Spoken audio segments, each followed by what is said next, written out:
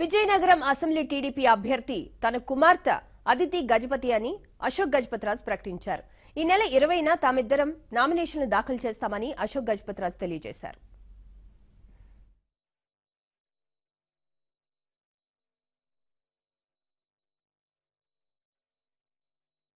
అయితే నాకైతే మరింత సంతోషం. నేను మొన్నే నారా చంద్రబాబు నాయుడు గారి మీటింగ్ పెట్టేటప్పుడు మీకు ఆ విషయం ముచ్చటించాను. నా పాపకి ఆశీర్వాదంతో పాటు నాకు కూడా ఒక ఆశీర్వాదం చేయగలిగితే అట్లీస్ట్ నేనైతే అనుకుంటాను నా ఇంత ఈ సంవత్సరాలు కష్టపడడానికి కొంత ఫలితమైన వచ్చిందని నేనైతే అనుకుంటాను. ఎందుకంటే ఆ దీవెనే మమ్మల్ని ముందు నడిపించుతుందని విషయం మీకు అందరికీ తెలిసినప్పటికీ కూడా మనం చేస్తా ఉన్నాం.